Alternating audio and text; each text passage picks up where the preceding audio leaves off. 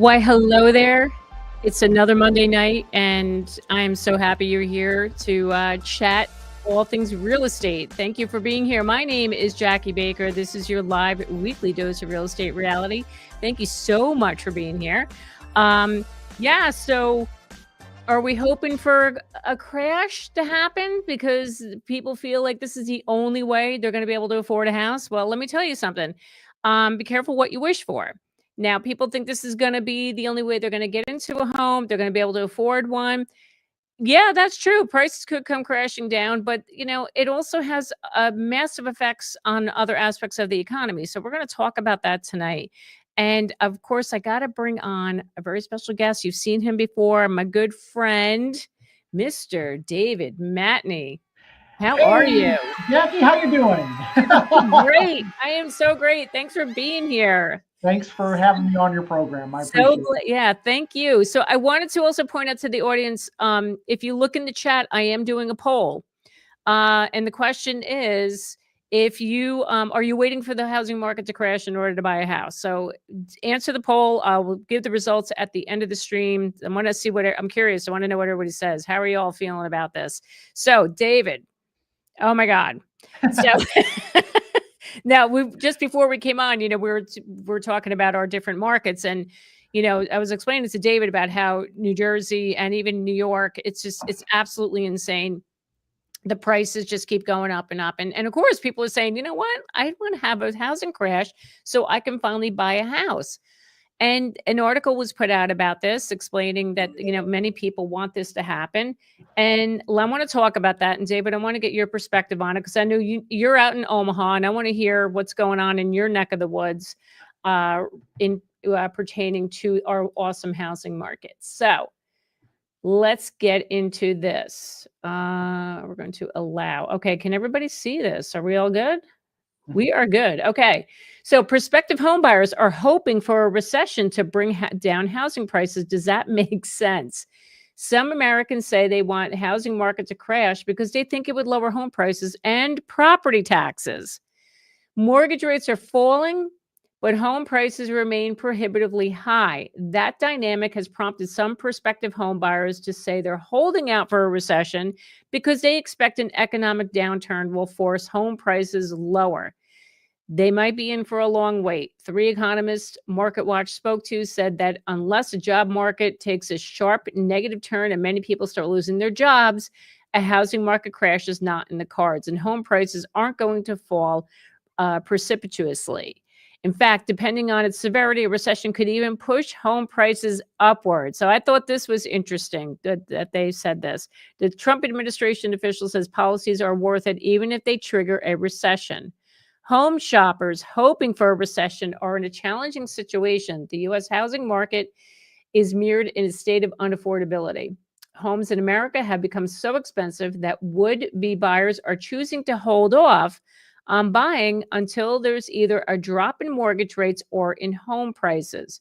The median price of a home sold in early March was about $382,000 with a 30-year fixed-rate mortgage of 6.63%. A buyer faces about $2,800 monthly payment on the mortgage alone. Even though mortgage rates are broadly falling, mortgage application data over the past few weeks have shown that most home buyers aren't tempted into the market. In fact, some say they are waiting for a crash to provide their opening. In December, LendingTree survey, 36% of respondents say they wanted the housing market to crash, and 29% of renters said a crash would be the only way they could afford to buy. Among people who said they wanted the housing market crash, 11% said they believed a crash would lower property taxes, and 8% said a crash would help them buy a home. At the same time, recession fears are mounting as the Trump administration makes dramatic, critics might say erratic moves, from escalating a tariff war against foreign trade partners to slashing the federal government, looking to delete entire departments. Investors have been spooked, sending markets into bear market territory and sparking concerns of a recession on the horizon. I just want to bring up this other point here. It says widespread job losses could lead to softening prices, a phenomenon we haven't seen in a long time. Danielle Hale, chief economist at Realtor.com, said recessions come in a variety of flavors.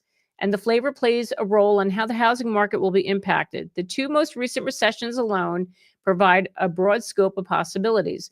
The pandemic-induced recession of 2020 was a lot more gentle on the housing market than the global financial crisis of 2007 and 2009 had been. Between February 2020 and April of 2020, the U.S. economy faced widespread closures of businesses to slow the spread of the coronavirus that caused the pandemic.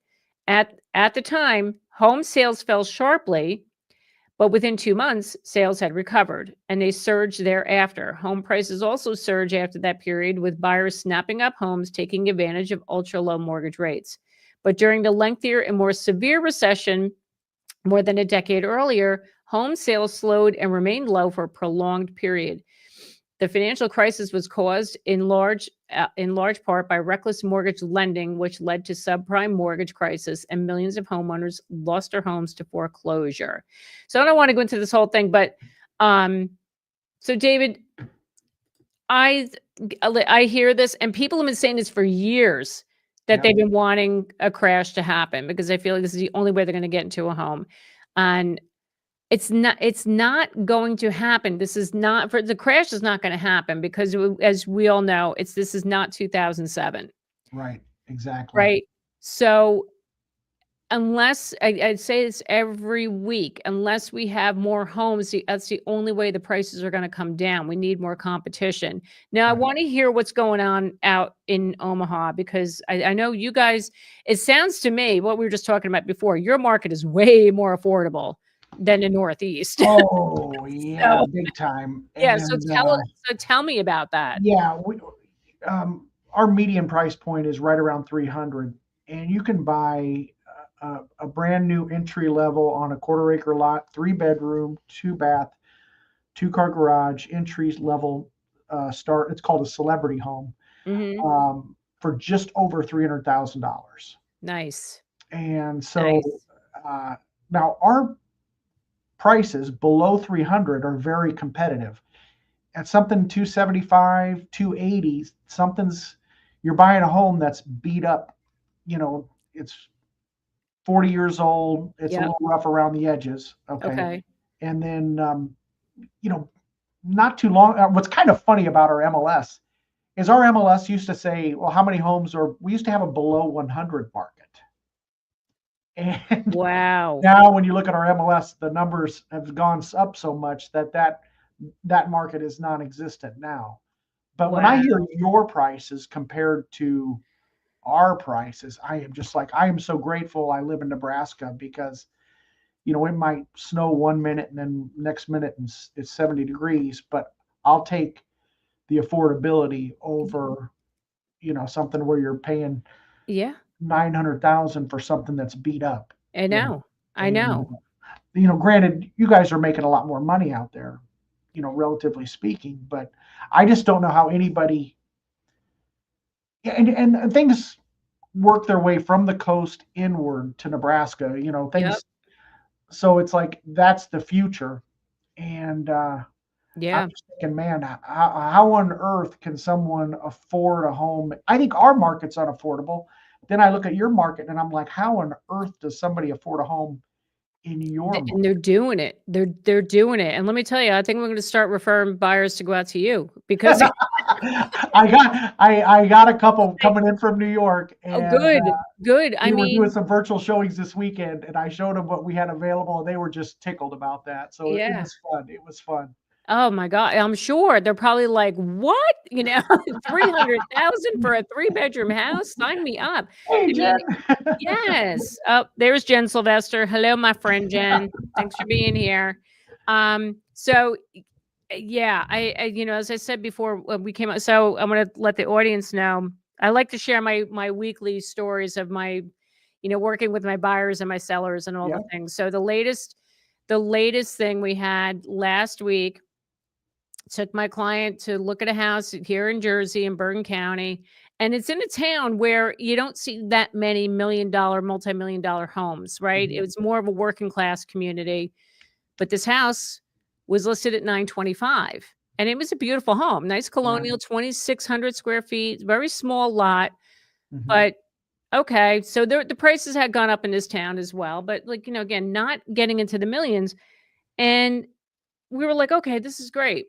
925. I said, we're probably gonna have to go over asking because at the time Yeah. he went to preview the house for the second time, he'd already had 7 offers on the home. Jeez. I know. And then we looked at the basement. There were some water issues in the basement, but his contractor looked at it and said, "Oh, it's probably gonna run you about 5 grand to fix the Mhm. drainage outside the foundation. Not a big deal." Okay, great. So we go in and we went 26,500 over. We went Wow. 951.5. And I get the call the next day. We had 26 offers. Yours, the Wow. seller chose a different offer. And I'm like, "What?" Because I Yeah. was like, "There's no way this is going for 1,000,000. There's no way." So, of course, they can't Right. reveal the price. Sure. So I texted the agent back. I go, "Okay, can I just ask, was it, like, way over?" And then they're like, "Yeah, it was significantly over Jeez. I our just can't offer." believe that. I just can't I believe that. know. Yeah. I know. Um, But this is why people are just getting fed up because right. it just doesn't stop. The prices are just going up, and it's like and I say it all the time, like it's just not sustainable, and especially with our property taxes, which by the way, the property taxes everyone's getting reassessed, so those are going to go up soon. Yep. Yep. Now are you guys having that out there by you? Are you doing Our reassessments? property taxes are always going up, and they're always high just because we don't have a big population base. And then Oh, the that's right. farmers a break on taxing their land. So the Yep. farmers get a discounted tax, property tax, because Okay. they're farming. It's an ag state. So they get a break. But if you live in the city, you're going to get dinged. But here's the good news. And I would say this: we have some great services and some great schools. So Mhm. even though you're paying higher taxes, you're getting something for your money, as opposed to sometimes you go to these high tax states Oh, and they yeah. tax you and you don't get much for it. So Yep. nobody likes high property taxes. Now, the other way we get dinged is with homeowners insurance. Oh, yeah, you guys All pay of a the, lot out there because you get the all, hailstorms and all that, right? yeah, and they Yeah. are really scrutinizing roofs now, where they say, hey, if that thing's over 5 years old or 10 years old, we're excluding it from coverage. So Mhm. you got to really lock that down as a buyer when you make an offer. Hey, is that roof going to be insurable? But the good thing about our market is, we're competitive on that lower end side, on the Yep. lower price point. When I say competitive, I wrote an offer this weekend. We were competing, but there were only two offers, and both of them were doing inspections. So Okay. at least we can do inspections. And I imagine with 26 Oh offers, oh, you're yeah. you'll get laughed at if you're doing an Oh, I'm inspection. sure. Yeah, I mean, we limited our inspections, our contingency. We just said, Right. structure, environmental, all that normal stuff that I always put in the contract. But then, um, I also feel that, people are still, yeah, they're still waiving inspections and the appraisal gaps too. They're gonna waive the Wow. appraisal. Wow. I had that on my listing too that I just Yeah. sold, Wow. and yeah, that one went for, what, 50 no, 45,000 over asking, and they waived it. They didn't care. Wow. They That's did just not care, that but just this is such a shock to me, and I just don't know I how know. we. I think I gave you a heart attack before you came on. I know. I'm like, oh, you know, Yeah, I know, I that's know. like, Yeah, I don't know how yeah, you might not be able to stomach working out here, David. It's I it's a don't think I lot. can. I'm so grateful. I live in Omaha. I know, I know. I wish I lived in Omaha. I think I'm packing up, moving out, call the moving truck tomorrow. Oh my gosh. So we got some questions. Let's get to a couple of questions here. Charlton, how are you? Will Zillow, Redfin go under? How do they make a profit? Are they publicly traded? Yes, they are publicly traded. And you know how they make their profit? They profit off of us realtors. Yep. That's how they make their money. They have us sign up. I don't, but they have they have agents sign up to be a premier agent and they pay for leads. And that's how they make their money. You So, ready for this one, Jackie? We have someone an agent in our marketplace, a really big team that mhm. they're paying $120,000 a month on Zillow. Stop. Stop. Oh Yeah. God, no. That's Yeah. I mean, they have a ginormous team. Okay. And great, but they make money. They make money at it. You have to make money at it. You know, but that's I insane. I would never. that's ins- I wouldn't give Zillow $1. Just I no completely way. agree with that. No Yes. way. Yeah. But I think that's just That's outrageous. You insane. know, Oh but my God. we got a couple of big teams that are doing that where, they do Zillow, they get a bunch of agents, and then they do a 50% cut of the, Right. Yep. so Yeah, for the people lead. are Yeah. doing it. Crazy. I'm not Yeah. doing that. No. 120,000. Oh my God, Yeah. the thought And of it's like, that. it's Well, ridiculous. they clearly make a lot of money as a They team. do. So They do. Yeah. Because otherwise, I mean, it's like you go broke pretty quick at that, you're not you kidding. know. So, Wow. but All right. Triton has a comment. People don't understand what a crash will mean to them if the crash actually happens. Don't wish for a crash because this means a lot of people has lost their jobs, income, and their home. Correct. And I'm going to go into that in a little bit, the yep. effects of what happens in a housing crash. Zohan says, I'd rather have a crash than this crazy market staying the same for the past 3 years. Now, look, I will say, and I was talking to Jen Sylvester about this morning. I swear, I think we talk to each other like a million times a day, but when we're always like talking about real estate, obviously, when we're saying like, I said, we need some type of correction to happen. I mean, this has been going on for years. Like, how they say there's the real estate cycle. I know what it is. Like, we'll have a correction like every like Right. 10, 12, 15 years, whatever it is. We're way beyond that. We're due. Yeah. That correction should have happened a while ago, and it hasn't. And because those interest rates were practically like next to nothing in 2020, this is why we're still in this situation. Right. And it's not getting any better. But listen, I agree with him. It's something's got to give. So Roy says, remember the 1987 stock market crash? Prices went down in Bergen until 1993. No one would buy them. Would it be different now? I don't know. I don't know, Roy, but I remember we bought our house because I wanted to. When we were first married in 1998. We were looking here in Bergen County, and back then it was too pricey for us. And we're like, we'll get more for our money if we just stay in New York, right over the border. And then after the crash happened in '08, like all the prices in Jersey and Bergen County just, oh my God, I couldn't believe how low they came down. That Wow. was the only way I was able to afford my house I'm in now in Right. Bergen County. Yeah, because in the peak, this house it was worth like well over 1,000,000 and we paid way less than that. And it was Right. right. So it was in 2012 when we bought this. So like 5 years after that crash, it took a long time for Jersey to recover. It was one of the states that had like the most foreclosures or the Okay. highest number of Okay. foreclosures. So yeah, but I mean, I get it, I totally Hey, there's Clark. yeah. Hey, Clark. How are you, my friend? I love all my people are here. I love it. Love it, love it, love it. Hey, Mary. Yes, you caught the live. I'm glad you made it. Thanks for being here. David, how long should a buyer's agent contract be? Great question. This comes up all the time. You negotiate that with your realtor. You Exactly. can do it for a month, 3 months, 6 months, a year, however long you want. You have that discussion with that realtor and you Yep. negotiate it. Yep. Yep. There will be no crash.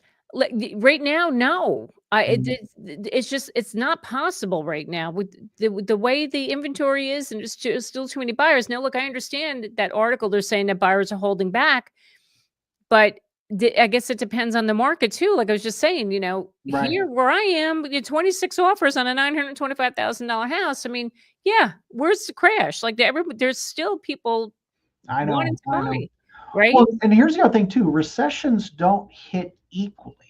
In different parts of the country, it's going Yep, to hit differently. And that's then right. here's the other thing that a lot of people don't talk about, and that is in the early 1980s. Okay, and I was just a wee lad back in the day, but in the early 1980s, we had a severe recession, 81, 82, the first right when Reagan went into office. Mhm. And we had a severe recession back then, and interest rates went through the roof. Yep. And they had 18% interest rates. Yes. Prices did not crash then. That's right. And why? And that was one of the reasons why is demographics.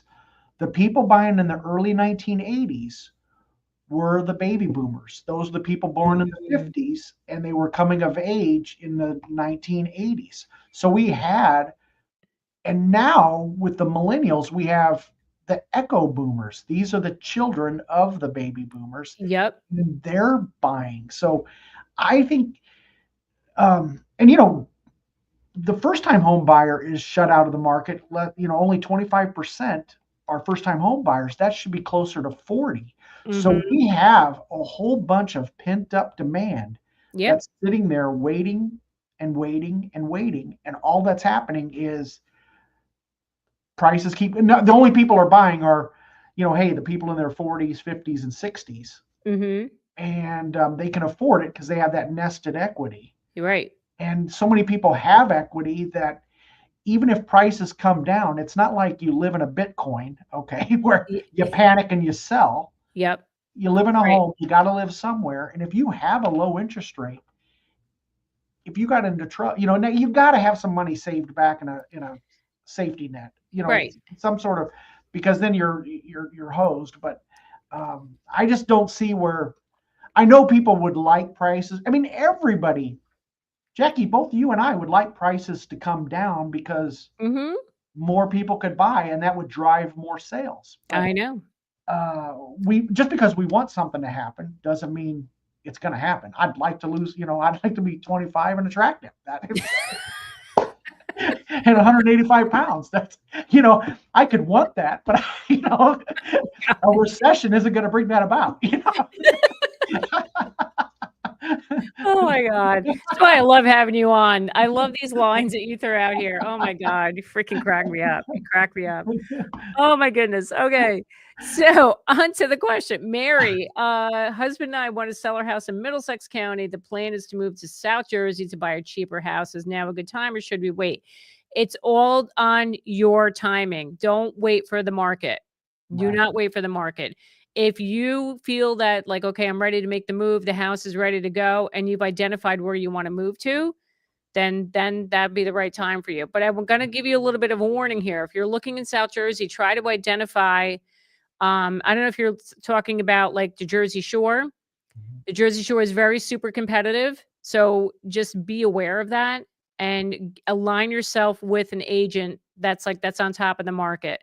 Because anywhere from Monmouth, Ocean, Monmouth, Ocean, Atlantic County, like it's insane. The whole state's insane, but especially the Jersey Shore, if that's where you're looking. But if you're looking further like southwestern Jersey, then maybe not so much, but align yourself with a buyer agent first. This is what I'm trying to say.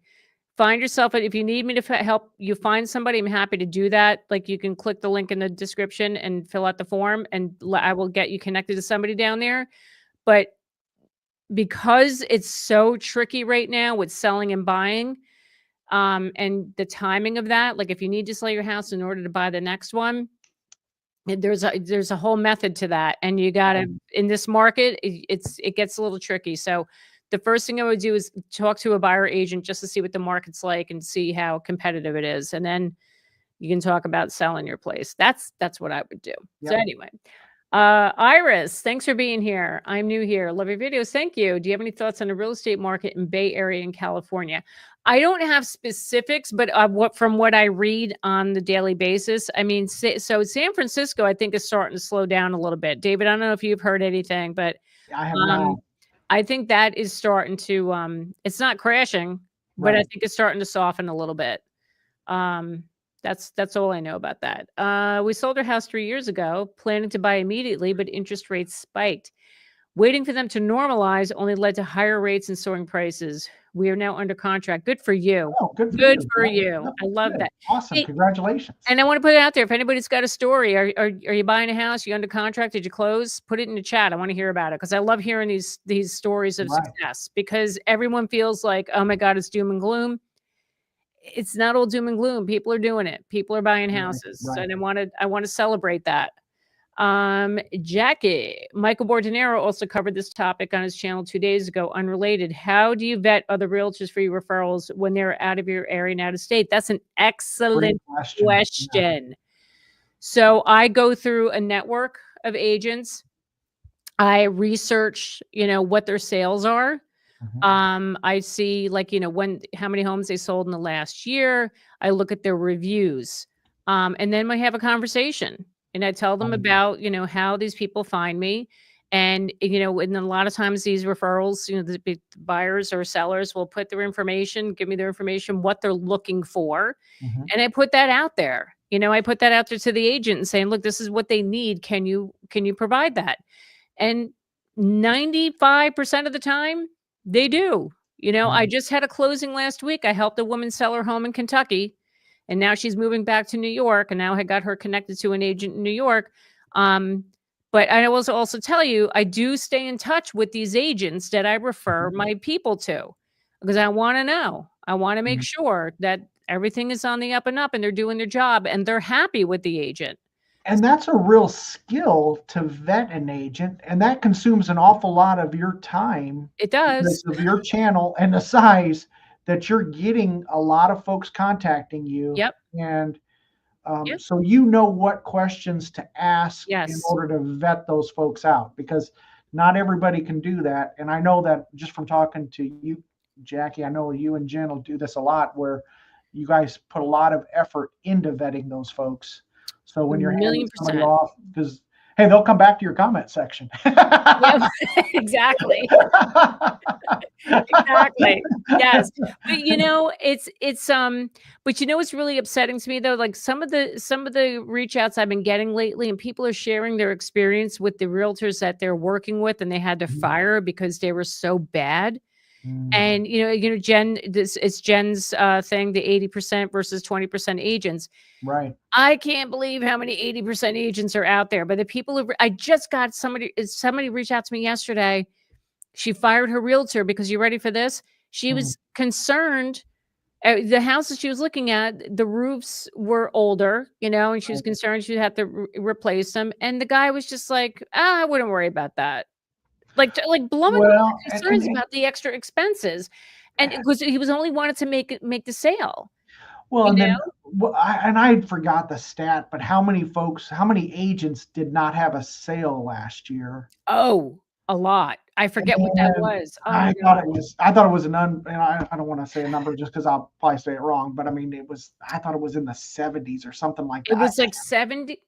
I don't know. Okay, I mean it was an outrageous number. And then when those agents they get desperate and they're not looking out for the best interest of the client.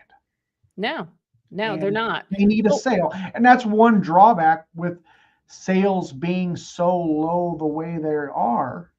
Right. That agents are just trying to close that sale and pay for their Zillow and their Zillow bill. 71%. I just looked. Is that what it is? Okay. I was like, you were close. 71% of realtors did not make a sale, did not sell a home last year. So this is another thing I want everybody to be aware of, because the sales are so low because of their lack of inventory.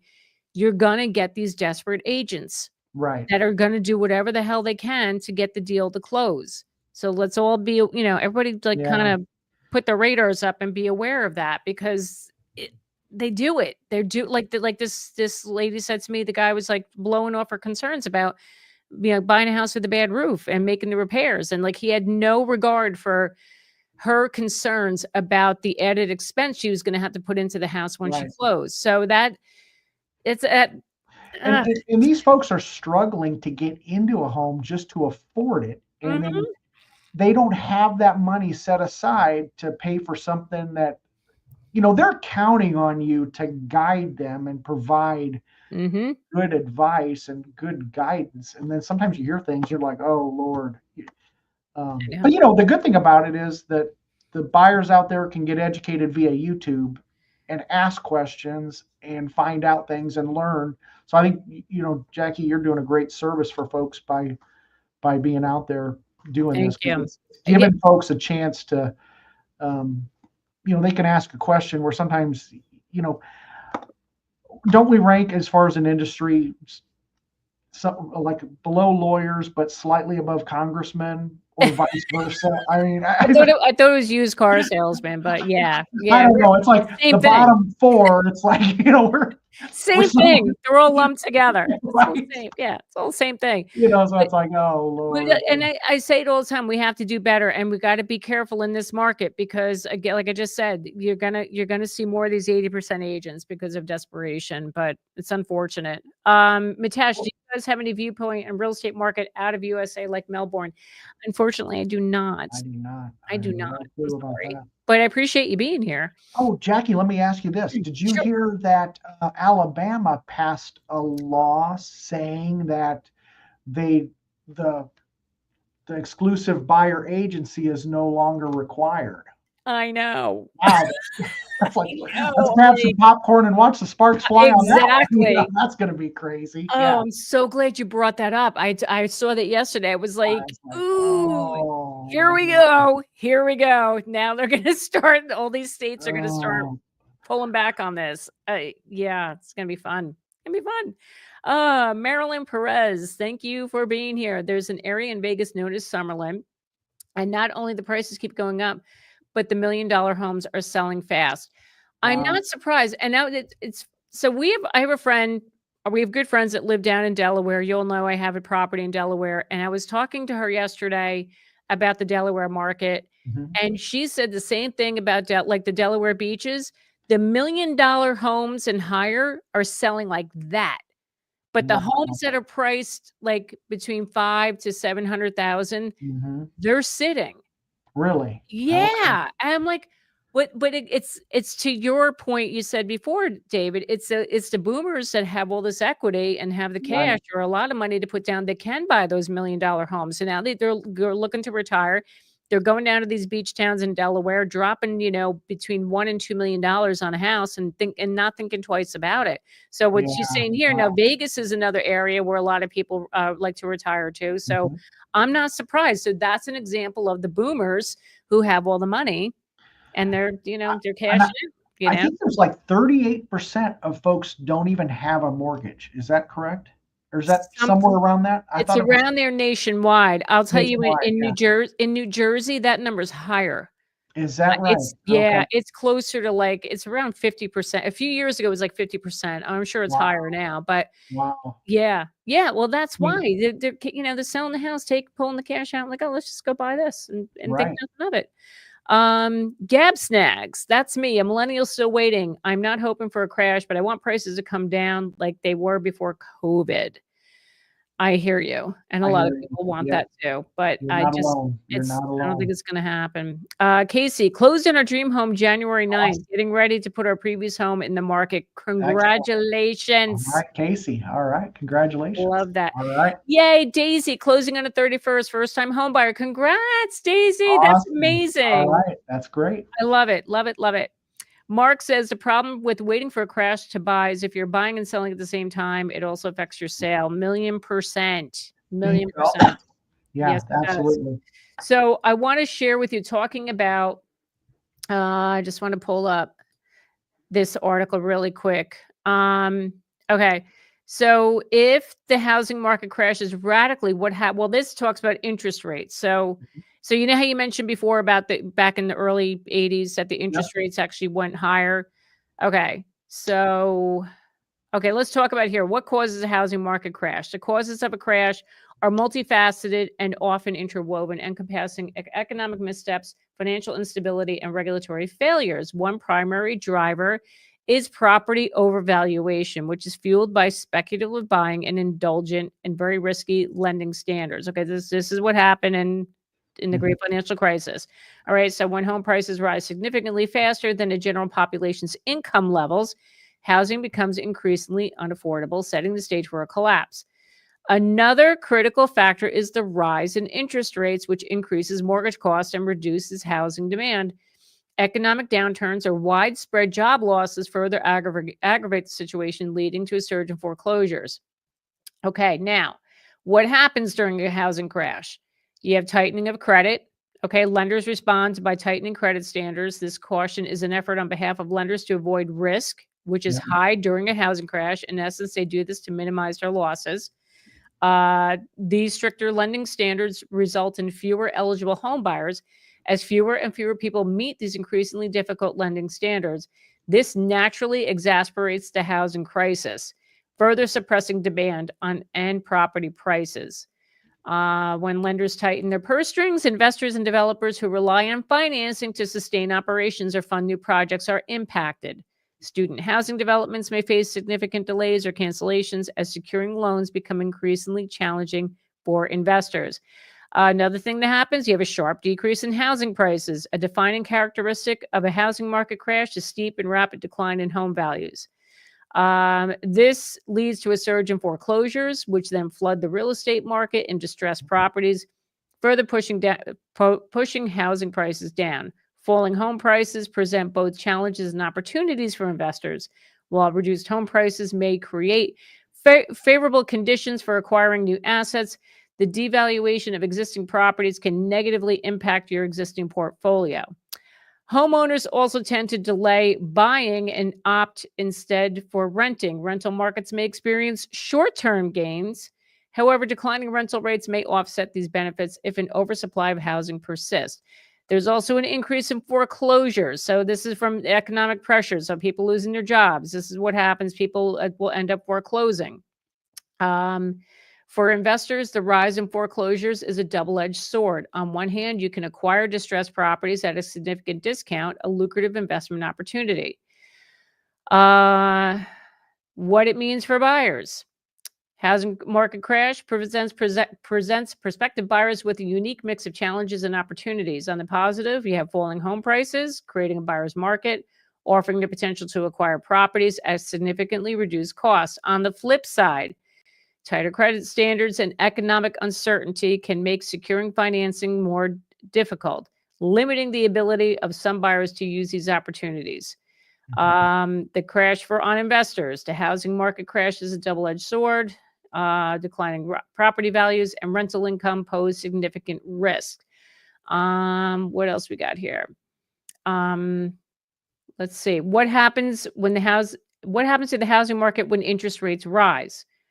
Rising interest rates typically lower housing demand because it increases borrowing costs. Now, this is interesting because what we've seen, David, the past couple of years when those interest rates went back up, you didn't see too much of this where people were holding back. People didn't give a crap about the interest rates. They were still buying.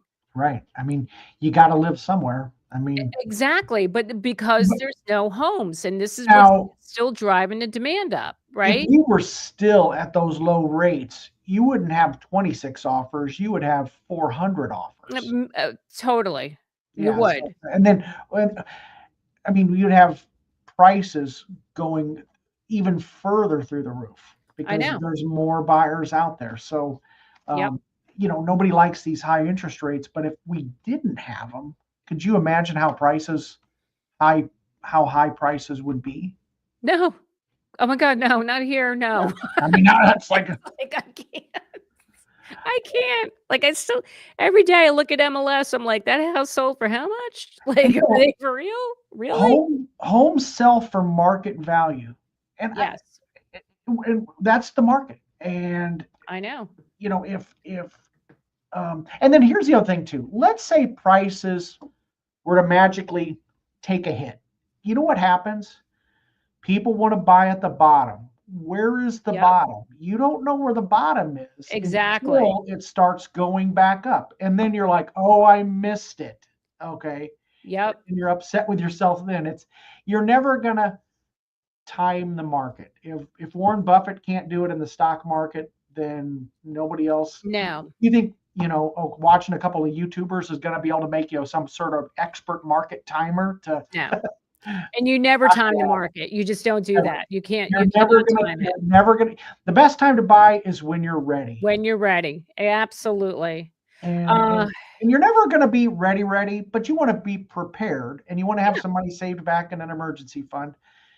But that's what market value is. The buyers ticked off because they're paying too much, and the yep, sellers ticked off because they're selling it for too little. So I yep. mean, that's what homes are going to sell for what they're worth. Exactly. New Jersey, the buyers see more value there. That's why they're higher. Yeah, absolutely. Absolutely. Irvin says in Atlanta, I've been told the market is noticeably softening and can believe it. I'm 10 days on the market and not many showings are happening, but I'm keeping faith. So listen, Irvin, it's going to sell, and we have Clark's in the chat. Clark serves the Atlanta market and he'll tell you the same thing. It'll definitely sell. Yeah. It'll sell for the right price. So whoever you're working with or your real estate agent, just make sure they're staying on top of what the current market is doing and just really keep a close eye on it and just make sure you're priced accordingly. Hi, Jackie. Good to see you again. Good to see you. What are your thoughts on new builds skyrocketing because of the possible tariffs that would drive up material costs? Well, look, I think this is going to be a temporary thing, honestly. I mean, that's, you may look at me like I got two heads, but yeah, I mean, the prices are gonna be a little higher for now. But I don't think it's gonna be that way forever, quite honestly. Because the other thing too, we have to start producing our own materials here in our country, which I think, and that's the plan. They're gonna start cutting down more trees. We're gonna start taking all that stuff back. We're taking it away from other countries. We got to start producing it here. So, yes, Boston. Hello, Cheryl. Welcome back. More of us in crazy markets like New York City, Jersey, LA, Boston have to move. Just saw brand new homes 30 minutes from Raleigh, North Carolina, 5-bedroom, 3-bath, 2,600 square feet, 2-car garage starting at 420. Oh, sign me up for that. Oh my God, that's awesome. Oh, thank you for the super chat, Cheryl. You're amazing. Thank you. But yeah, so Cheryl, 420, all that for $420,000. Like, take my money. Like, seriously, that's awesome. I'm helping some folks that are coming in from California and they're work for remotely. So they're going from LA to Nebraska and they get to keep their same income that they had. So I think that's a good opportunity for folks. Yeah. That who work remotely. So yeah, that's crazy. It is 420 for that kind of a house. I'll take it. I searched for more than 1 year and the price kept going up in New Jersey. Finally, I'm under contract, though I offered more than listing price to beat the multiple offers. Congratulations. Good for you. Good for you. I love these stories. This is awesome. Yeah. I'm in Alabama, but please explain the exclusive buyer agent. What does that mean for buyers? Okay. So, well, Alabama just passed a law. You don't have to do it anymore. But the exclusive buyer agency agreement means that this rule that was passed back in August in 2024, where if you're going to be hiring a real estate agent to help you buy a house, you have to sign an exclusive buyer agent agreement. And that could be a contract for as long as 3 months, 6 months, a year, whatever you negotiate with your realtor. And you also are going to agree on a commission should the seller not be paying the buyer agent commission. Right. Then it's going to come out of your pocket, and that's going to be agreed upon between you and the realtor. But now Alabama, they just ruled against it. They did a new ruling. They're not doing it. Yeah. Right. So this just happened over the weekend. So you don't have to worry about it. Yeah. Which I think it's. I don't know, David. Do you think this might be a thing? It might come into other states. I mean, it'll be interesting to see. Yeah. It'll be interesting to see. I thought there would be a lot more pushback on it. I thought there would be a lot more folks hesitant. Just my own personal thought process. I thought it'd be a lot more folks that would be resistant to signing a contract. But you send it over to them ahead of time and they sign it. And I'm kind of amazed at how many people. And then here's the other thing too, when you do things, electronic signatures, people, either they're really fast readers or they didn't read that contract. They don't read it. I really think people are doing themselves a disservice. Yep. If they hook up with the wrong agent and signing getting hooked into a long contract, I'm like, and they don't read it. They don't. And then they're stuck. And then they're not aware that they can get out of the agreement. Right. That's very frustrating. Absolutely. James has a question. I'm considering buying a few condos in Myrtle Beach to rent them out. Do you think total monthly ownership cost for 3-bedroom condos with 20% is nearing the bottom for a vacation property? I don't know. I have no idea on that. I honestly don't know. I don't know the Myrtle Beach market, to be honest with you. Right. Not an expert on that.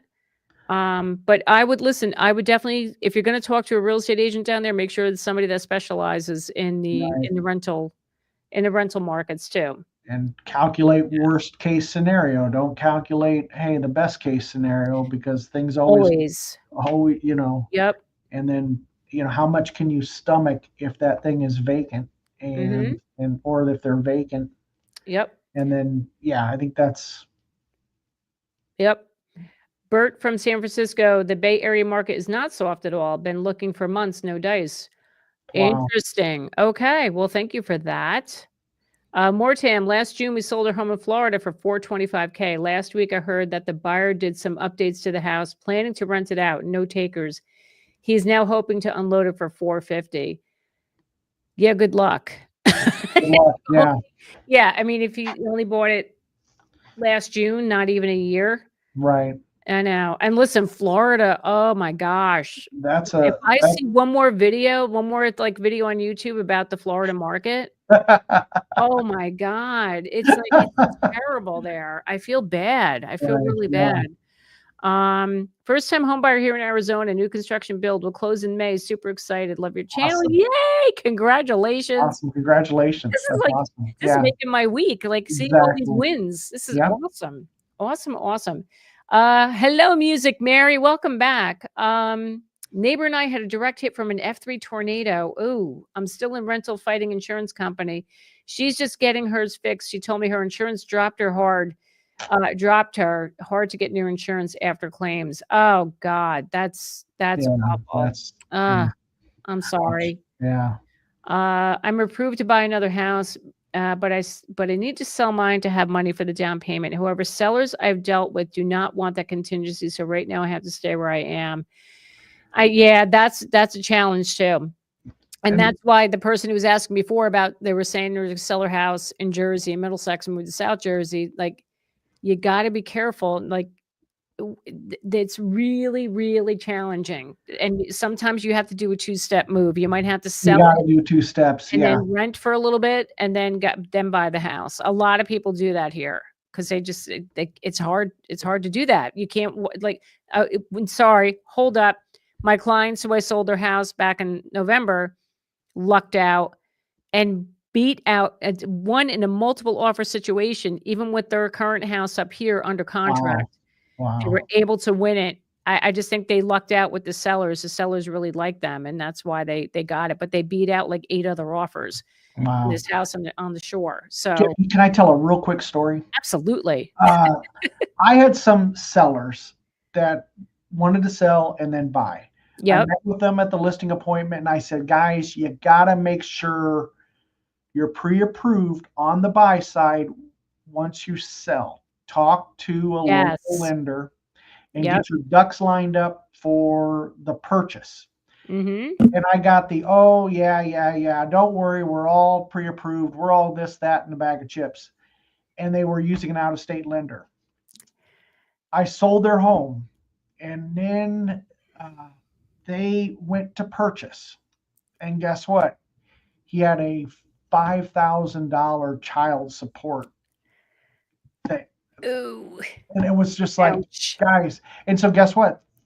And that was back in 2021 or 2022 when they had a low interest rate. So now they've been renting ever since. So it's like, please talk to that lender and you got to do don't start looking online and falling in love with a house.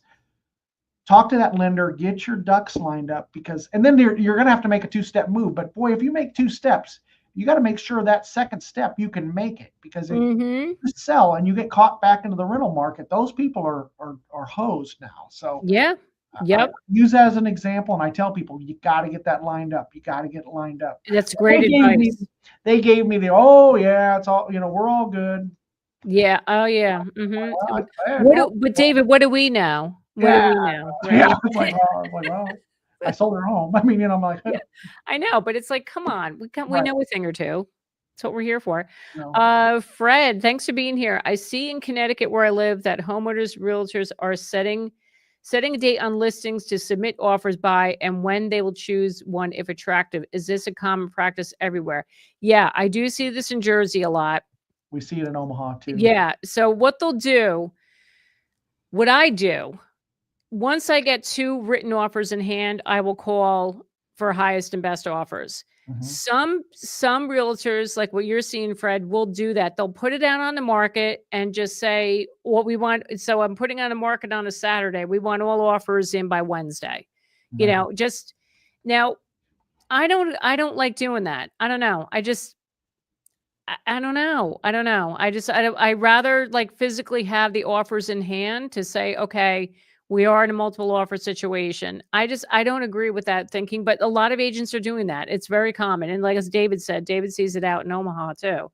So is that Ultimately, something that it's you do all the time, David, out I mean, there? ultimately, it's the seller's decision on how they wanna handle it. Absolutely. Yeah. Here's the other thing you gotta understand. If you're a buyer, they might say, "Oh, we're reviewing offers on Sunday at 6 p.m." Well, guess what? If that offer comes in earlier, the seller gets to do whatever they want. Mm-hmm. If that offer comes in and they say, "Hey, I'll give you $100,000 over asking price, but it's cash, and I want you to review my offer in the next 2 hours," that seller can do whatever they want. So don't assume that just because they say they're going to do it at a later date, that they're going to wait that long because the Right. seller, you know, if you like a house and you want to make an offer, make your offer. Mm-hmm. And just in some markets, I mean, some areas, just assume you're already competing. Right. You know, Yes. Yeah. just Just assume that, if it's you, like, don't yep. hold anything back. You got to go in with your highest and best And right from the jump because guess what? absolutely. You That's know, what I do. That's what I tell my uh, people. Just go in, like, where do you see yourselves at this? What do you want to offer? Just go all in. They're like, well, should we wait for them to come back in it? I'm like, no, just put it in. Just submit I I it. tell my buyers, I say, make an offer that if it sold for $1 more, you're perfectly fine not getting the home. See, I like that one. You I know, like that. I so, like that hey, would you analogy. pay $1 million for that? Well, then no. Well, then don't make offer 1 million. What if, Yeah. they'll say like, okay, if it's, let's say it's 300,000. If it sold for 305, would you be ticked off at yourself? Yeah. Well, then don't offer Then 300, offer 305. 305. You know, Exactly. if it sold for Exactly. 325, would you be willing to pay for that? Oh no, I don't want it for 325. Well, then don't offer that. Figure out where that number is and then go in there. But Yep. don't assume that you're going to get a second crack at it because you're not. Exactly. All right, Dr. Corey Brown, thanks for being here. Is it unreadable? Is it unreadable to negotiate selling price considering the market? And if the house has been listed for 6 months, if so, how much off for a home if asking 375? So this is what I will do. Yeah, if a house has been on the market for 6 months, unless the seller is absolutely steadfast, I'm not reducing my prices, what I want. You know, Right. you can absolutely go in a lower price. Typically, people will go in 5% less under asking. But what you should do first is check the comps to see what the recent solds were Right. and be more try to just be more in line with that with the current market, because if you do get your offer accepted, remember, if you're getting a mortgage, an appraiser is going to have to come in and appraise that house, so you want to make sure you're in line. But that's what I would do. Check the comps, and then, like, again, typically it's about like 5% people will come under it. But if you feel like it's worth even less than that, look, throw a number out. If it's been sitting there for 6 months, Right. they should be lucky they're getting an offer. Right. It's like they should The feel happy, like, "Hey, I got an offer. Let's negotiate." the So, best time to eat a donut is when it's hot and fresh, just like a home. Nobody wants to eat a donut that's been sitting out on the countertop and it's the breaded kind that nobody else wants to eat and it's been I sitting there at know. 4 o'clock in the afternoon. Nobody wants that donut. And then there's going to be somebody that cut it with a knife or, what I mean? Oh And my ate like half god, of I it. love So it. the best time to get the most amount of money is when it first hits the market. And if you Love it. overpriced your home, you're going to pay. That's awesome. I love it. Stephanie, how are you? Oh my God, it's been so long. You just closed in your forever home, used your referral agent. I'm so glad. Awesome. Yay, another win. Thank you. Yay. All right. Outside Philadelphia. That's awesome. Good for Excellent. you, Stephanie. Thank you for Excellent. sharing that. I love it. Love it. Love it. John, no inventory, so building home in New Jersey on existing foundation. Any idea how much lower property taxes are in homes on existing foundation versus new construction homes? Here's what I will tell you. If you're rebuilding an existing foundation, and if you're building a bigger home, your taxes are going to go up. Doesn't matter. So you're not going to have lower property taxes just because you're on existing foundation. They will change. Right. They will go up. They'll find you. Yeah, they will. They will. And the reason I know this is because I was working with an investor builder a few years ago. They did that. They tore down a house to the foundation and built this huge colonial. And the original taxes on the home was, oh my God, I want to say it was like maybe $12,000. By the time that new construction was done, it was upwards of like $27,000. Wow. It would be a year. Yeah. So yeah, they'll know. Do you see a lot of folks doing that? Well, they'll build on an existing foundation. They do that. Oh yeah. Okay. Yep. We do it a lot. We'll see that very limited wise, Yeah. They'll, but we Yep. don't see that too often. But yeah, a lot of I am seeing more and more, like people are just buying homes, knocking them down and rebuilding. And yeah. Right. Yep. Wow. What should we be looking out for before signing a buyer's agent agreement? Excellent question. I love getting these questions like every week. People ask about buyer agent agreements. So you want to look at the two important things: the length of the contract and the commission, right? So those are the two things you're going to be talking to the agent about, and you're going to be negotiating that. So those are the key things. Now, I'm going to tell you this and ask the question of the realtor, because I'm telling you, a lot of people aren't aware of this. You can cancel that agreement. So if it says you're locked in for 6 months and you are not happy with them, you have absolutely every right to cancel that contract. All you have to do is submit an email, put something in writing to the agent and their broker. Right. That's it. A lot of agents are not telling people this. Right. And David, I don't know if you're aware, if I share this with you, I had a buyer who reached out to us. I actually teamed him up with my partner, and she was helping him. And she said, "Do you know he had signed 10 buyer agency agreements?" Wow. I'm like, what? Because he called her up. He goes, "How do I get out of these other buyer agency agreements? Like, I definitely want to work with you." He goes, "But I guess because when he wanted to go see a couple of houses, so I'm on Zillow." Right. They had him sign the buyer agreement, and some of them were like 6 months, a year. Yeah. And we were like, nobody told you had to like you could cancel that. So we had to walk him through it to tell him he had to go cancel them. So well, and yeah, sometimes depends on the brokerage. Some brokerages are not going to let you cancel. I mean, my thought process is if the person really doesn't like working with me, then there's a pretty good chance I don't like working with them. So if they want to cancel, then I just soon part ways. But I mean, I think you got to give people a trial run. Try it for one showing, one, see how you like that agent, talk to that agent, say, hey, what if I'm not happy? And then get it in writing that you can cancel. Right, exactly. Like Clark says here, I sit and read the contracts to the seller and buyers in full and let them know they can get rid of me at any time, and vice versa. The agents in my office are always like, why are you reading it too? Why are you reading it to them? And why are you telling them you can get another agent at any time? You know why? Because Clark's a 20% agent. That's why. People are going to want to work with Clark. Yeah. Right here.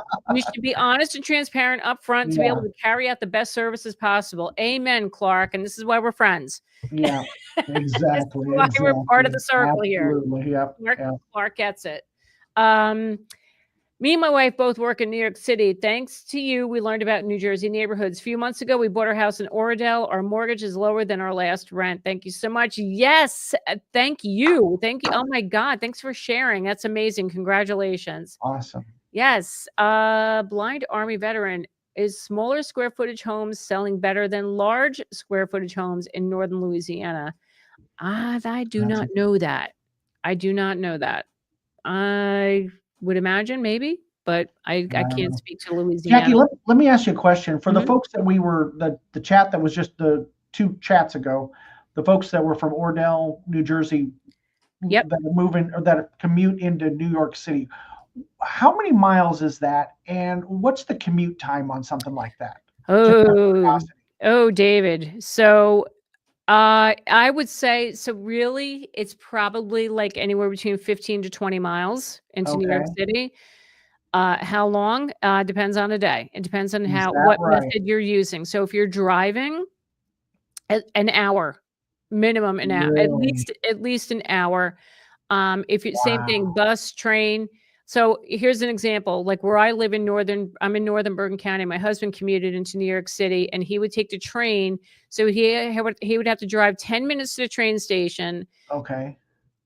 The train, the total, so from door to door, it was for him, it was about an hour and 20 to go Wow. door to door. Sometimes longer because, New Jersey Transit, Yeah. well, I gotta hate them sometimes because, the trains break down and they have Yeah. issues and switch issues. Oh my god, my husband, he would text me from the trains, like, he goes, "Damn switching issue again. I can't, we're stuck at Right. this train station," whatever.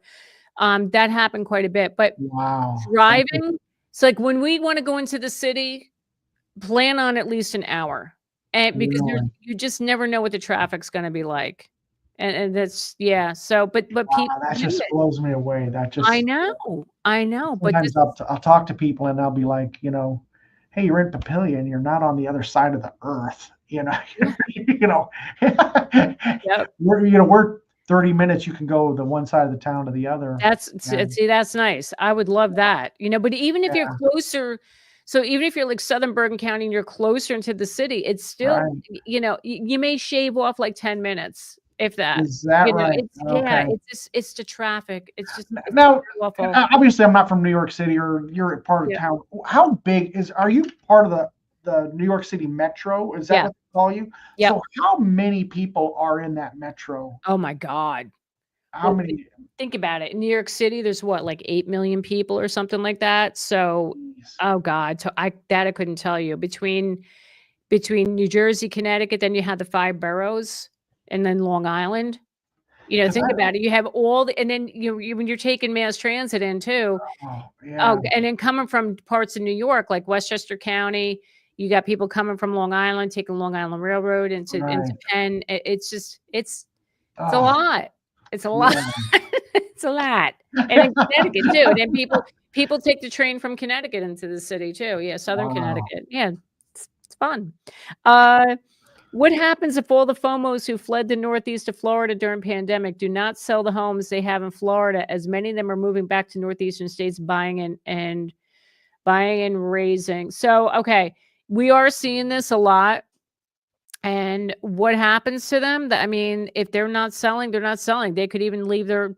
keep those homes as rentals down there. That's an option for them. But yeah.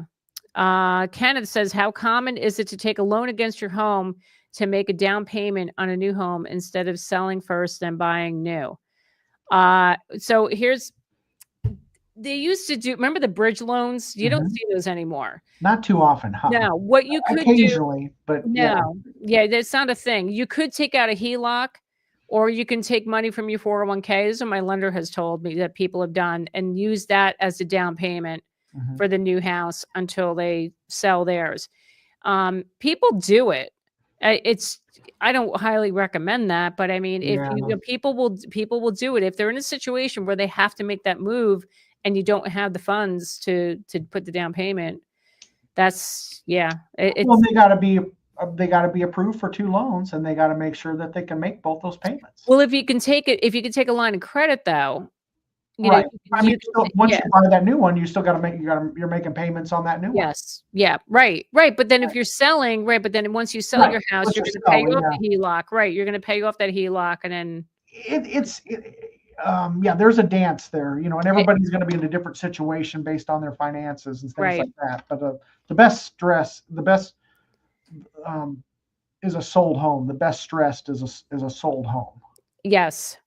Yep. You I know? agree. Mortam, we walked away from a deal when the seller wanted 10,000 more than our max. You have to walk away if the deal is bad. 1,000,000%.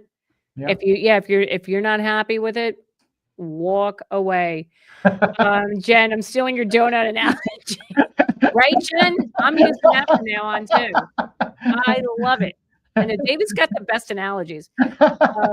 Miss H, I asked my banker about the rates if they were high fives and low sixes. At first, he didn't want to say, but then yes, around that area. Is that a good rate now?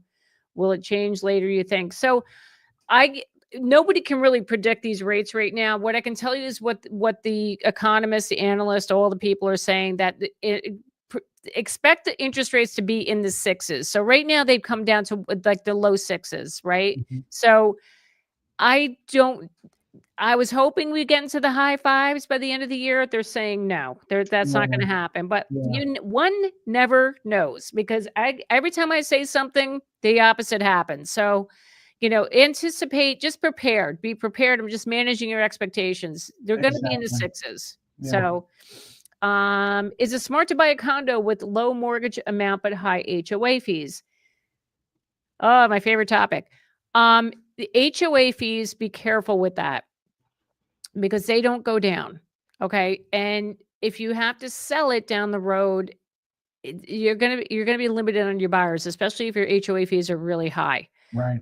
I have somebody that's going to be selling their condo or townhouse, and then like within the next 6 months, and their biggest concern is their HOA fees, because they bought the place, I think 3 years ago.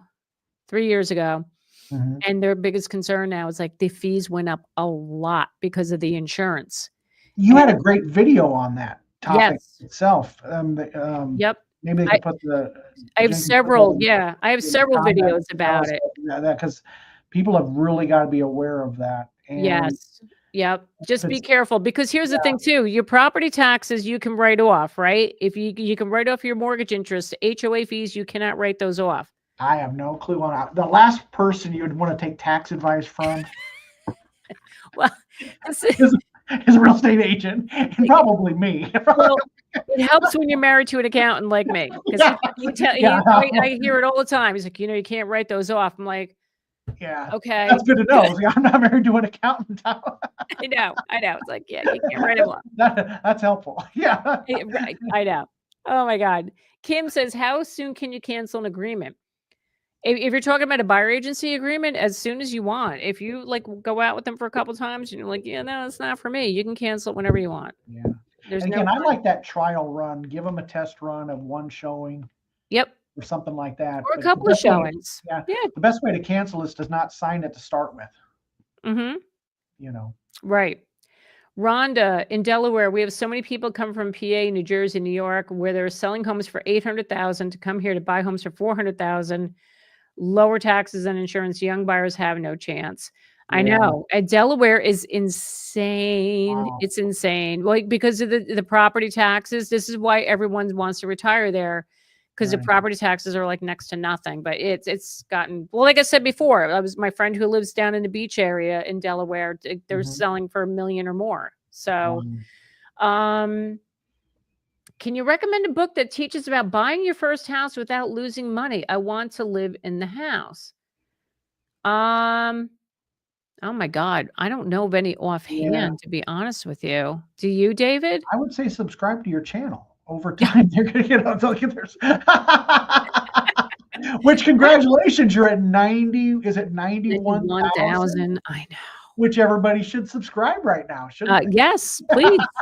Please, let's get that number up. Oh my God. I know, it's insane. Can you believe that's a good, but before YouTube, that's what people had to do, is go to a library. But now everybody is YouTubing everything. So it's free.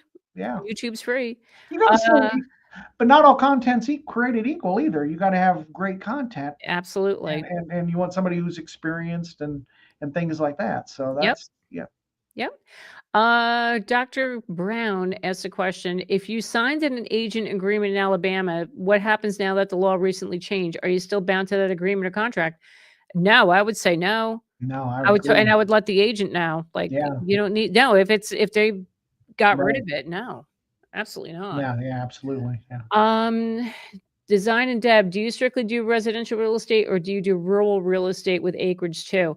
If you're talking to me, no, I don't. I only do residential. I also dabble in some investment too, but not, yeah, rural. No, I mean, we don't have a ton of rural areas here in Jersey, but I just do strictly residential in yeah, Douglas and Sarpy County, so I'm strictly because that's a whole nother animal. yes, it is. Okay, because I'm going to have someone on my channel as a guest that does, and I know that I know enough to know that I don't know anything about it. Okay, Yeah, all the um, everything that's involved with that, yep, and here they have, with all the farm ground and the testing and the perk test and all that sort of thing, yep, that's a whole nother animal. So I would refer somebody if that's the case. And what's kind of fun is those we have a division of our company that does rural, and what's kind of fun is they're all wearing flannels. I mean, they look like and they all wear and drive pickup trucks. It's kind of fun nice, when they come into the nice. office because they're all like, yep. Love it. Love it, love it. Cheryl says, David, I lived in a town 15 miles south of Boston, took commuter rail, then subway to work, 1.5 hour commute each way. Wow. If no snow, rain, accidents, suicides, etc. It was brutal. Part of why I'm moving. Oh, Yeah, I don't Cheryl, that's blame you. right. Yeah, the weather too. So by the way, my son lives right outside of Boston and he has to drive into the city for work. Oh my God. It's like the bane of his existence. And I'm like, well, what are you doing? Like, I why are you working? I love Boston. I love the city itself, but holy I crap. was down to Dallas. I went to Dallas at for a little conference, and I was just there for a day, and I was shocked. I'm just like, holy smokes! I'm like, is this the busiest street there is? And it wasn't. I was just shocked at all the people and cars and everything because I'm like, then I got back to Omaha and I'm like, wow, really? We don't have anybody. It's like Yeah. there's nobody on Yeah. the road. Oh my God. David, Yeah. come to my town. Come to Jersey, man. You want to like you I would have couldn't a even drive. heart I attack. couldn't even drive because I was like, I'm like, I'm in my Uber driver guy, and I'm like, I'd be like panicking right now. There's no way I could drive during this. I'd be Oh like, my God. yeah, like, I, You- let me tell you, the road rage here in Jersey, it is real. And yeah, no, people are insane. They're crazy, crazy people. no, it's. I love Omaha. I love I Nebraska. I do. I don't I blame you. do. I don't blame you one bit. I do. I'm like, I'm trying to do a national channel. I'm just like, I just love my town. You know what? And that's great. And the people will come, Yeah, so it's They'll like see how much you love I it. enjoy it. I was like, oh, it makes Yeah. me so grateful because I talk to other folks and learn about other markets, and I'm like, oh, thank Yep. goodness I don't live there, because I'm like, man. Yep. No, I'd love to visit Omaha. I gotta come check it out. I'm telling you, I may be your neighbor because it's so cheap out there. Are you a fool if you pay for appraisal guarantee? I never heard of an appraisal guarantee. Do you know anything about I'm that? not sure what they're talking about with that. I'm not sure either. So if you can Yeah, elaborate, I'm not sure. Ramona, in your hot markets, are the buyers paying their buyer agent? In my neck of the woods, California, sellers are still being asked to pay the buyer side. Yeah, so in my market, the sellers are still they are still paying for the exactly. most part. They're paying for the buyer agent. They are. That see, it really hasn't changed that much. And if they has like the rare occasion I have seen it where this seller's not offering, we're writing it in the contract. They're still refusing. Right. Which is That's what stupid. they are. The way our contract is, they just put it into the contract, and Yeah. then everything's negotiable, so the seller can opt to not pay, but Yep. they can also opt to if we don't come to terms and they haven't sold the home. So Yep. Yeah. Is it easy to sell the house with solar panels? That's like a mixed bag. Some people don't want them because these solar panels you're leasing them, mhm. and the people are gonna buy it, then they have to take over that lease, and it's also very challenging to remove them from what I've heard. Right. Um, yeah, I mean, I'm not saying it's impossible. You're going to appeal to a small pool of buyers that would want that. Right. But I don't know. I would, yeah, I mean, if you have them, just see what happens. But it's hard to get out of the lease, though. That's the thing, is that somebody has to take it over. You know, Um, have you heard of, does hail damage those panels? Do they get damaged during high winds and hail? Do you know anything about that's a that? really good question. I don't know. And we don't have hail as in like hail's not a problem here. We do get high winds and the Mhm. snow. We don't get again, we don't have too much hail, so I really don't Right. know. I mean, we Um, have them occasionally. People will do it, but I don't. You know, yeah, I don't. It's not enough to where it's like I know anything about it. But yeah, yeah. taking over a lease, no thanks. Yeah. Exactly. That's the one thing I've learned about it, and people don't wanna deal with that. Yeah. Um, should I wait to see what's going to happen? I need your advice. If you're waiting to see what's gonna happen in the market, you may miss out on opportunities. Like, if you're looking to buy a house or sell, you gotta do what's right for you and your financial situation at this moment. Don't Exactly. be Yep. relying on the market. Um Clark, I'm visiting my dad right now in South New Jersey. It was raining most of the day down here, but leave tomorrow. You were in Jersey, Clark, and Oh. counting? What's up with that? All right. Not offended at all, but it's okay. It's okay. All right, Clark. I'll get you next time. All right. I'm not hurt. Okay. All right, Gregor as well. Moving from South Shore, Massachusetts to Greenville, South Carolina in May, hoping the market in Mass continues and we get top dollar. Is an offer less attractive if it's contingent on an out-of-state sale? Yes. If you're in a competitive market down there, Yeah. if you're buying, yeah. So if it is, now you got to talk to real estate agents down in Greenville to see the Mhm. situation. If it is competitive, you probably are better off like sell the house in Massachusetts, take the money and run, and then maybe like do an Airbnb or rent something temporarily until you find your home in Greenville. Yep. Because here's the thing too, God forbid something happens on the sale of your home and you have money down on the next house Uh, and you have the house of cards falling. If your deal falls apart, then you can't buy yeah. that house. And I'm just very conservative like that. If I'm I right with you. right? Yeah. I just sell it, take my money, and then I'll buy the next place. That's how I feel. Yes, hail will damage most solar panels. Tesla claims their solar roof is unaffected by hail. Oh, look at that. Tesla even has solar roofs. Good God. What don't they do? All right. Appraisal guarantees in case of low appraisal. The buyer pays out of pocket the difference. Oh, that's what you told. I thought it was something different. Okay. So if I Tough. put 8,000 as an appraisal guarantee, makes my offer better, but you can end up Oh, paying from yeah. pocket. That's what you know what Yeah. it is?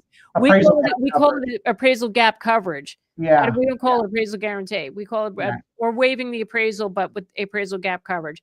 Yep. My brain. Sorry. I'm getting old. Anyway, is it a bad idea? I don't think it's a bad idea. People are doing it all the time. Right. I think it's fine. I mean, look at back at 2021. Remember all those brother-in-laws and father-in-laws that would say, "Oh, you're overpaying for that house when you're."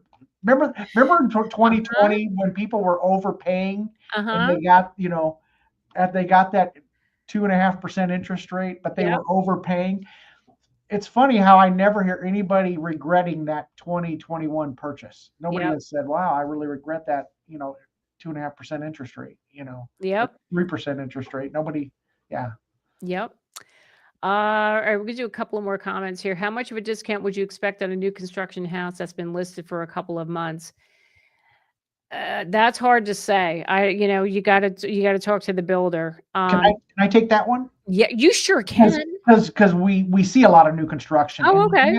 the answer is not at all. Because if they discount that new construction home, that's going to set a precedent for the next one they build. Then it's not going to appraise because they took a discount.